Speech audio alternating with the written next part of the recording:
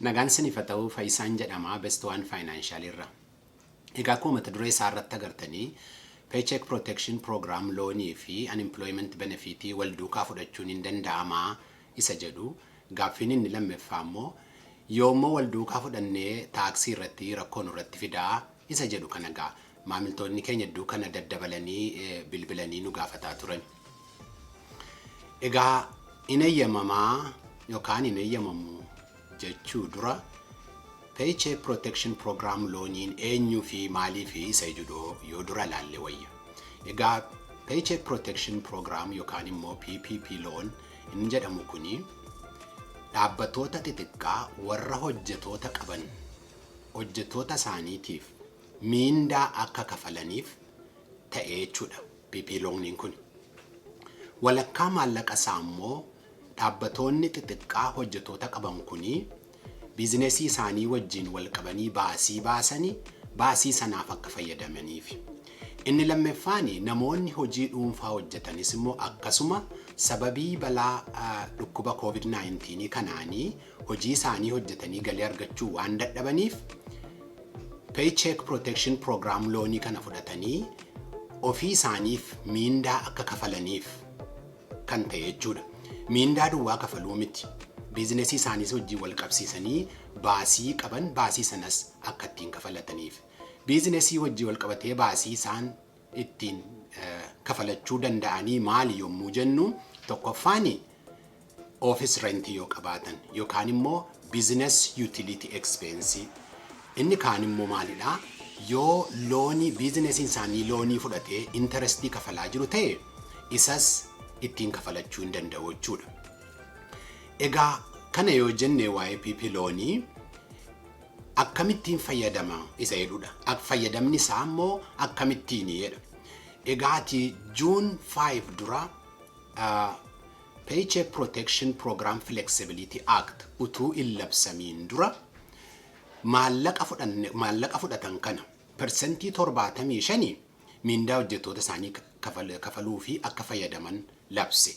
Persentii 25 garuu biizinesii isaanii wajjin wal qabatee baasii baasan akkuma sila jedhe office rent expense, utility expense fi waan baasii adda addaa baasii eeyyamamaa ta'eef akka fayyadaman labsa.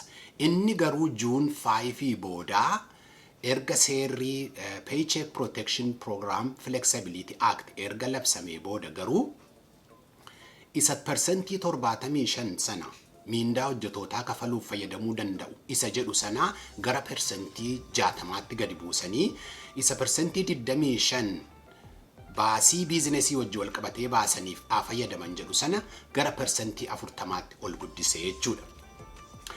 Egaa Paycheck Protection Program Loaniin kun kana yoo jenne Unemployment Benefit immoo maali? Unemployment Benefit kuni duris kanuma ture. Garuu isa miilanaa kana maaltu haaraa godhaa? Unemployment Benefit kuni namoota warra hojii dhuunfaa hojjetaniifis coverage kenne jechuudha. Kun sababiin isaa maali? Sababii COVID-19 dhukkuba COVID-19 kanaanii nami hundumtuu mana galee haa taa'u. Essential workers irraan kan hafe nami hundumtuu mana galee haa taa'u kan jedhu labsiin waan dabarfameef warri hojii dhuunfaa hojjetanis galii waan dhabaniif sababii kanaatiif unemployment benefitiin akka isaaniif kafalamu eeyyamame jechuudha. Amma gaaffiin Paycheck Protection Program Loanii kanaa fi unemployment benefitii wal duukaa fudhachuu hin danda'amaa isa jedhudha. Deebiin isaa lamadha. Akka CARES Actiitti akka seera CARES Actiitti lamaansaa wal duukaa fudhachuun hin danda'amu. Lamaansaa wal duukaa fudhachuun hin danda'amu.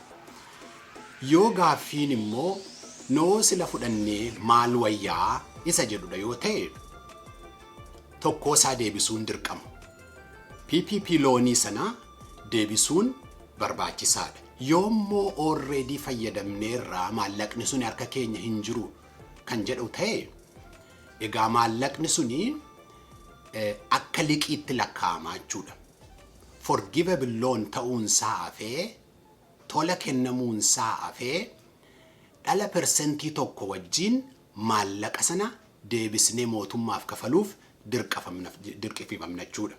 Yoom immoo kafalu isa jedhu yoo jenne yoo ilaalle egaa June 5 seera June 5 duraatiin waggaa 2 keessatti kafalama.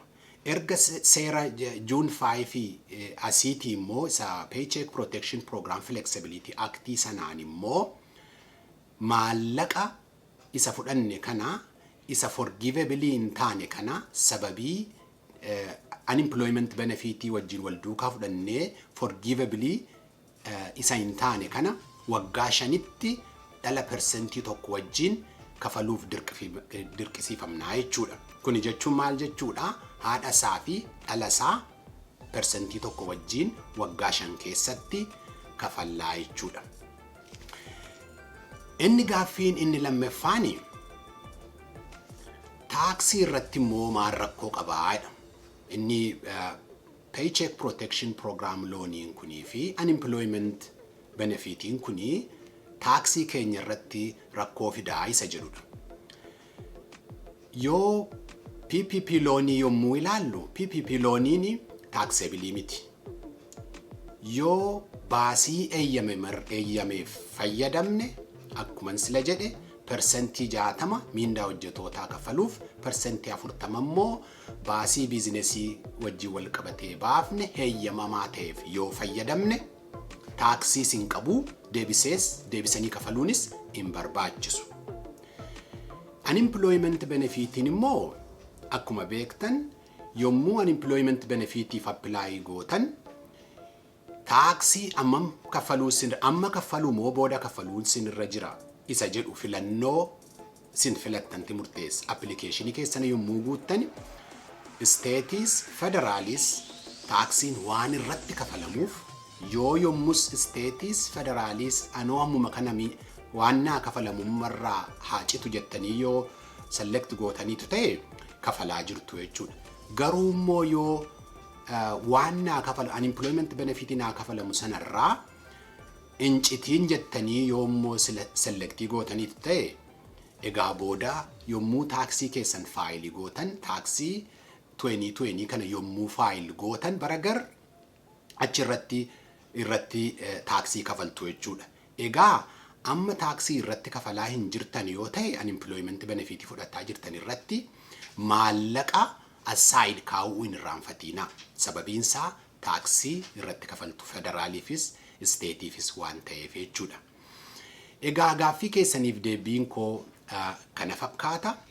Viidiyoo kana yoo jaallattan like fi subscribe gochuu hin dagatina. Egaa gara fuulduraattis immoo taaksii finance irratti viidiyoo adda addaa yommuu hojjennu dafee akkasiin ga'uuf notification bell tuquu hin irraanfatina. Amma gaafasitti nagaan naa ta'a.